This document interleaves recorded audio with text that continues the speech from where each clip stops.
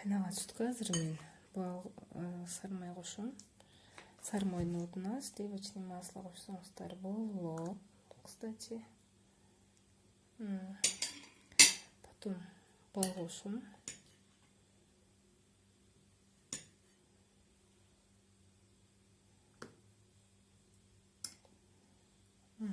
Сода кошом потом.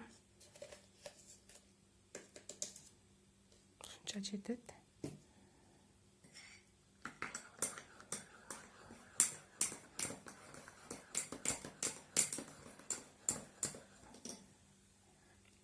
Бул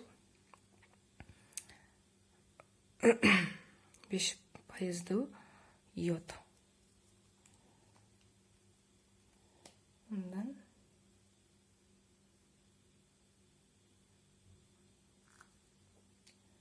кечээ күнү көргөнсүздөр, аябай кыйналып үнүм чыкпай жаткан. Бүгүн жакшы. Эми жумуртканын сарысын бул. Бисмилля. Машаллах.